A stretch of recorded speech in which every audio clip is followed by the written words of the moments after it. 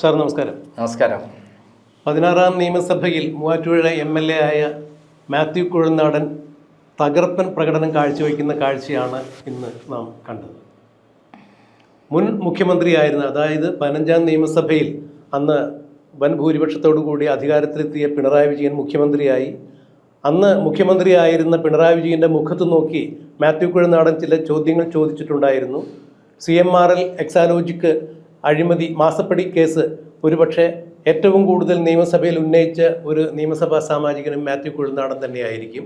CMRL എന്ന കമ്പനിയിൽ നിന്നും എക്സാലോജിക്കിലേക്ക് മുഖ്യമന്ത്രിയുടെ മകളായിരുന്ന വീണ വിജയൻ 1,72 ലക്ഷം രൂപ വാങ്ങിച്ചതിൻ്റെ ആദായ നികുതി വകുപ്പിൻ്റെ ഇൻട്രീം സെറ്റിൽമെൻറ്റ് ബോർഡിലെ റിപ്പോർട്ടിലുണ്ടായിരുന്ന കണക്കുകൾ ചൂണ്ടിക്കാണിച്ചുകൊണ്ടാണ് അന്ന് മാത്യു കുഴൽനാടൻ പിണറായി വിജയനെതിരെ ആഞ്ഞടിച്ചത്. അന്ന് പിണറായി വിജയൻ നിയമസഭയിൽ എഴുന്നേറ്റ് നിന്ന് 4 തവണയാണ് എൻ്റെ കൈകൾ ശുദ്ധമാണ്, എൻ്റെ മടിയിൽ കനമില്ല, അതുകൊണ്ട് എനിക്ക് വഴിയിൽ ഭയമില്ല, വെറുതെ എന്തും പറയാമെന്ന് വിചാരിക്കരുത്, അങ്ങനെ എന്തും വിളിച്ചു പറയാനുള്ള സ്ഥലമല്ല ഈ നിയമസഭ, വെറുതെ വീട്ടിലിരിക്കുന്നവർ എന്തും വിളിച്ചു പറയരുത്, എന്തെങ്കിലും പറയാനുണ്ടെങ്കിൽ നേർക്ക് നേർ പറയണം എന്നാണ് വെല്ലുവിളിക്കുന്ന രീതിയിൽ പിണറായി വിജയൻ അന്ന് മാത്യു കുഴൽനാടൻ MLA യോട് സംസാരിച്ചത്. അതെല്ലാം ഇന്ന് മാത്യു കുഴൽനാടൻ ഈ 16ാം നിയമസഭയിൽ പ്രതിപക്ഷ സ്ഥാനത്തിരിക്കുന്ന പിണറായി വിജയനോട് ചോദിക്കുന്നു, അന്ന് അങ്ങ് പറഞ്ഞല്ലോ എൻ്റെ മടിയിൽ കനമില്ല, വഴിയിൽ ഭയമില്ല, എൻ്റെ കൈകൾ ശുദ്ധമാണ്, എന്നിട്ടും എന്താണ് താങ്കൾ പ്രതിപക്ഷ നേതാവായിരിക്കുമ്പോൾ താങ്കളുടെ വീട് ED റെയ്ഡ് ചെയ്തത്, മകൾ വീണയുടെ പാസ്ബുക്ക്, ബാങ്ക് ബുക്കുകളടക്കം എടുത്തുകൊണ്ട് പോയത്, ഫോൺ എടുത്തുകൊണ്ട് പോയത്, ബാങ്കിലെ 19 കോടി രൂപ അവർ കണ്ടുകെട്ടിയത്, വീണ്ടും വീണയെ ചോദ്യം ചെയ്യാൻ വിളിച്ചു വരുത്തി ചോദ്യം ചെയ്തത്, അവരുടെ ബാങ്ക് ലോക്കർ തുറന്നത്, ഇപ്പോൾ വീണ്ടും 29-ാം തീയതി ചോദ്യം ചെയ്യാൻ വേണ്ടി വിളിച്ച് നോട്ടീസ് അയച്ചിരിക്കുന്നു. ഇതെല്ലാം മടിയിൽ കനമില്ലാത്തത് കൊണ്ടാണോ, താങ്കളുടെ കൈകൾ ശുദ്ധമായിരുന്നോ എന്നുള്ളത് ആരാണ് നിയമസഭയിൽ കള്ളം പറഞ്ഞത് എന്ന് ജനങ്ങൾക്ക് മനസ്സിലായിരിക്കുന്നു. എന്താണ് താങ്കൾക്ക് ഇതിന് മറുപടി പറയാനുള്ളത് എന്നായിരുന്നു മാത്യു കുഴൽനാടൻ പിണറായി വിജയനെ വെള്ളം കുടിപ്പിച്ചുകൊണ്ട് ചോദിച്ചത്. ഒരു മുതിർന്ന മാധ്യമപ്രവർത്തകൻ എന്ന രീതിയിൽ ഇത്തരം പല വിവാദ വിഷയങ്ങളും നേരിട്ട് റിപ്പോർട്ട് ചെയ്തിട്ടുള്ള ആൾ എന്ന രീതിയിൽ, പ്രത്യേകിച്ച് പിണറായി വിജയൻ ഉൾപ്പെട്ട ലാവ്ലിൻ കേസിൽ കക്ഷി ചേർന്ന് സുപ്രീം കോടതിയിൽ ആ കേസ് കൊടുക്കുകയും അതിൽ മുന്നോട്ട് നീങ്ങുകയും ചെയ്ത് നിയമപോരാട്ടം നടത്തിയ ഒരു മാധ്യമപ്രവർത്തകൻ എന്ന രീതിയിൽ നന്ദകുമാർ സാർ എങ്ങനെയാണ് ഈ മാത്യു കുഴൽനാടൻ്റെ ഈ വിഷയത്തെ നോക്കിക്കാണുന്നത്? ലാവ്ലിൻ കേസ് ഞാനാണ് പുറത്തു കൊണ്ടുവന്നത്, പബ്ലിഷ് ചെയ്ത് ക്രൈമിലൂടെ. അതിലൂടെയാണ് എൻ്റെ ഓഫീസ് ആക്രമിച്ചത്, കത്തിച്ചത് റിയാസിൻ്റെ നേതൃത്വത്തിൽ. പിന്നീട് CBI എൻക്വയറി ഉണ്ടെന്നും ഞാൻ തന്നെയാണ്. അതിൽ പിണറായി വിജയനെതിരെ തെളിവുകളും കൊടുത്തതും ഞാൻ തന്നെയാണ്. അവസാനം കേസ് അട്ടിമറിക്കാൻ ശ്രമിച്ചുള്ള അതിനെതിരെ സുപ്രീം കോടതി ഫൈറ്റ് ചെയ്യുന്നതും ഞാൻ തന്നെയാണ്.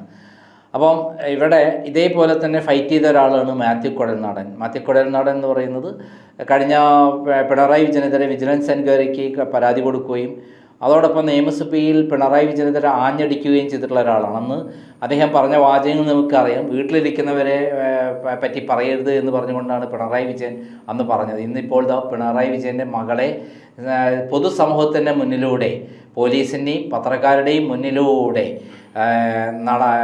എൻഫോഴ്സ്മെൻറ്റ് ഓഫീസിലേക്ക് തലയും കുമ്പിട്ട് മുഖത്ത് കറുത്ത മാസ്കും ധരിച്ച് പോകുന്ന ദയനീയ രംഗം നമ്മൾ കണ്ടുകൊണ്ടിരിക്കുകയാണ്. കേരള ജനത മാത്രമല്ല, ലോകം മുഴുവൻ കണ്ടുകൊണ്ടിരിക്കുകയാണ്.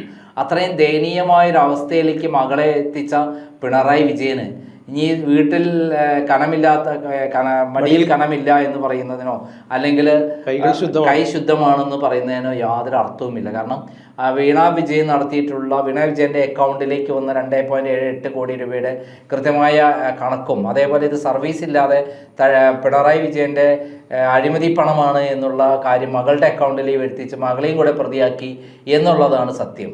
പാവം ആ കുട്ടിയെ എന്ത് പഠിച്ചു? അച്ഛൻ മോളെ കള്ളിയാക്കി, കള്ളത്തരം ചെയ്യാൻ പഠിപ്പിച്ചു, മകനെയും കള്ളത്തരം ചെയ്യാൻ പഠിപ്പിച്ചു. പിണറായി വിജയനും ചെയ്തിട്ടുള്ള എന്താണ്? താൻ മോഷ്ടിക്കുന്ന പണം തൻ്റെ മക്കൾക്ക് സുരക്ഷിതമായി തുടർന്ന് ജീവിതം ഉണ്ടാക്കട്ടെ, അവർ കോടീശ്വരന്മാരാകട്ടെ ലോകത്തിലെ, അതുകൊണ്ട് അവർ ഏത് വിധത്തിലായാലും കട്ടം മുതൽ അത് അവരുടെ അക്കൗണ്ടിലേക്ക് വന്നാലും ഒന്നും വരാൻ പോണില്ല, കേന്ദ്രത്തിൽ BJPയുമായി നല്ല ബന്ധമാണ്, കാലാകാലമായി ഞാനിവിടെ ഉണ്ടാകും, നിങ്ങളെ സംരക്ഷിക്കും എന്നൊക്കെ അദ്ദേഹം ധരിച്ചിരുന്നത്. സാർ ഒന്ന് ഇടപെട്ടൊരു കാര്യം സംസാരിച്ചോട്ടെ. അതായത് പിണറായി വിജയൻ ഒരിക്കൽ മാധ്യമങ്ങൾ കണ്ടപ്പോൾ പറഞ്ഞത്, സാധാരണഗതിയിൽ അധികാരത്തിലിരിക്കുന്ന അച്ഛന്മാർ അധികാരത്തിലിരിക്കുമ്പോൾ അധികാരത്തിൻ്റെ ഇടനാഴികളിൽ മക്കൾ ഏത് തരത്തിലാണ് ഇടപഴകുന്നത്, അല്ലെങ്കിൽ അധികാര കേന്ദ്രീകരണം ഒക്കെ എങ്ങനെ നടത്തുന്നു എന്നുള്ളത് നിങ്ങളെല്ലാവരും മാധ്യമങ്ങൾ കണ്ടറിഞ്ഞിട്ടുണ്ട്. എന്നാൽ എൻ്റെ മകന് ക്ലിഫ് ഹൗസിൽ എത്ര മുറിയുണ്ടെന്ന് പോലും അറിയില്ല. എൻ്റെ മക്കൾ എനിക്കൊരിക്കലും പേരുദോഷം കേൾപ്പിച്ചിട്ടില്ല, ഇനിയോട്ട് കേൾപ്പിക്കുകയുമില്ല. എൻ്റെ മക്കൾ എൻ്റെ അധികാര കേന്ദ്രങ്ങളിൽ എവിടെയെങ്കിലും അച്ഛൻ മുഖ്യമന്ത്രിയാണ് എന്നുള്ള അധികാര കേന്ദ്രങ്ങളിലേക്ക് എവിടെയും എത്തി നോക്കിയിട്ടില്ല, അതിന് ഞാൻ അനുവദിച്ചിട്ടില്ല എന്നാണ് അന്ന് മുഖ്യമന്ത്രി ആയിരുന്ന പിണറായി വിജയൻ മാധ്യമങ്ങളോട് തുറന്നു പറഞ്ഞത്. ഇന്നിപ്പോൾ മകളും മകനുമെല്ലാം അഴിമതിയുടെ അന്വേഷണ പരിധിയിൽ നിൽക്കുമ്പോൾ എങ്ങനെയാണ് അതിനെ വിമർശിക്കുക?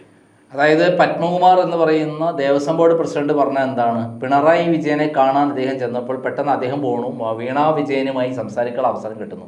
വീണാ വിജയൻ ശബരിമലയിലെ ഇടപാടുകളെക്കുറിച്ച് സംസാരിക്കുന്നു. സംസാരം പോയത് അവിടെ നിന്ന് തട്ടിയെടുക്കാനുള്ള പണത്തെക്കുറിച്ചാണ് എന്നാണ് ഒരു ഇൻഡയറക്റ്റ് ആയിട്ട് പത്മകുമാർ സൂചിപ്പിച്ചിട്ടുള്ളത്. പല ബിസിനസ്സുകാരും ഇവിടെ ക്ലിഫ് ഹൗസിൽ വന്നു കഴിഞ്ഞാൽ നേരെ വീണാ വിജയൻ്റെ അടുത്ത് ചെന്നിട്ടാണ് കാര്യങ്ങൾ അവതരിപ്പിക്കുന്നതും എന്നിട്ട് സെറ്റിൽമെൻറ്റ് നടത്തുന്നത്. 100 കോടി രൂപയാണ് മിനിമം ചോദിക്കുന്ന എമൗണ്ട് വീണാ വിജയൻ എന്നുള്ളതാണ് നമുക്ക് പലരിൽ നിന്ന് കിട്ടിയ വിവരം. ഏറ്റവും മിനിമം 100 കോടി രൂപയാണ്.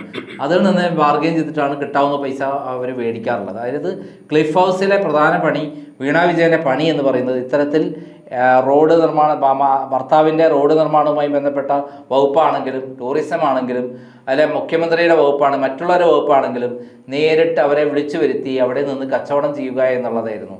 അപ്പോൾ അങ്ങനെ ഒരു മോളെ കിട്ടിയിട്ട്, അങ്ങനെ ഒരു മോൾ ഇതൊക്കെ ചെയ്തിട്ട് ഇതൊന്നും അറിഞ്ഞിട്ടില്ല രാമനാരായണ എന്ന് പറഞ്ഞിട്ടുണ്ടെങ്കിൽ അതൊക്കെ പിണറായി വിജയൻ തന്നെയാണ് ഇതിൻ്റെ ആസൂത്രകൻ എന്നുള്ളതാണ് സത്യം.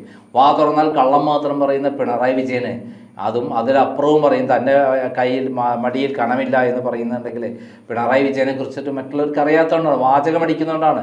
ലാവ്ലിൻ കേസിൽ മലബാർ ക്യാൻസർ സെൻ്ററിലേക്ക് വരേണ്ട 98.3 കോടി രൂപ അത് പാവപ്പെട്ട ക്യാൻസർ രോഗികളുടെ ചികിത്സയ്ക്ക് വേണ്ടിയിട്ട് ആണ് വരേണ്ടത്.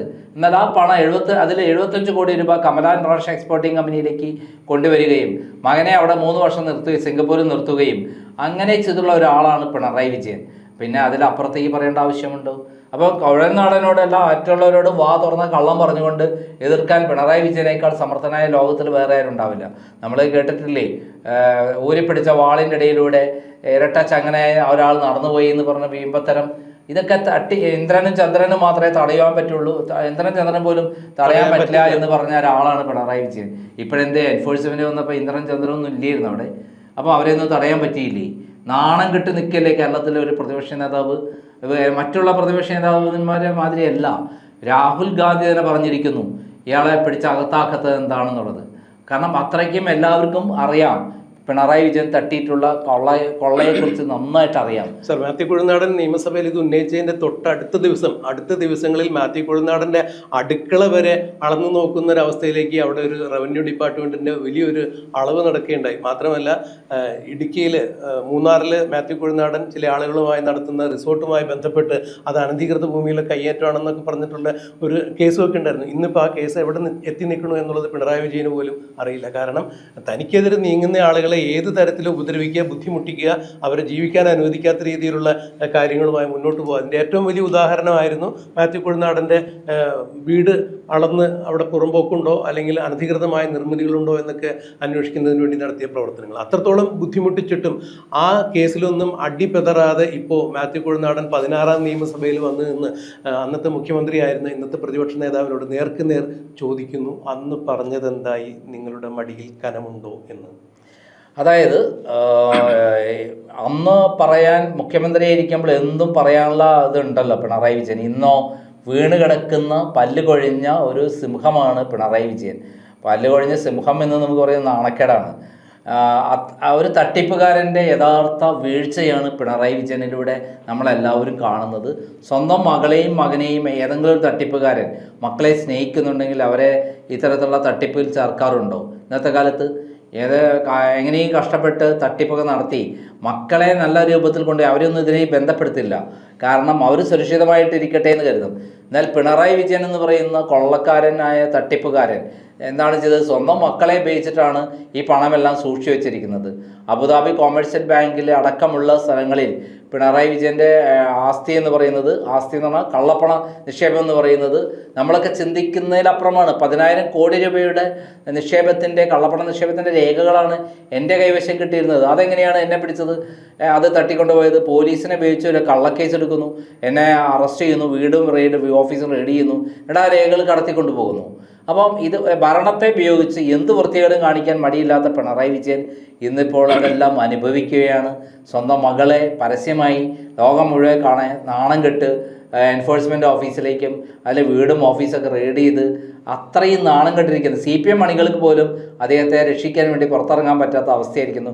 CPM അണികൾക്ക് പോലും തലയിൽ മുണ്ടിട്ട് നടക്കേണ്ട ഗതികേട് വന്നിരിക്കുന്നു. CPM എന്ന മഹാപ്രസ്ഥാനത്തെ നശിപ്പിച്ച് നാറാണത്ത് കല്ലെടുത്ത് അതില്ലാതാക്കിയ അന്ധകനാണ് പിണറായി വിജയൻ എന്ന് പറഞ്ഞാൽ ഒരു സംശയമില്ല. എന്തായാലും പിണറായി വിജയൻ്റെ നെഞ്ചത്ത് ചവിട്ടി അട്ടഹസിച്ചിട്ടാണ് മാത്യു കുഴൽനാടൻ താണ്ഡവ നൃത്തം ആടിയത് എന്നുള്ളതാണ് സത്യം.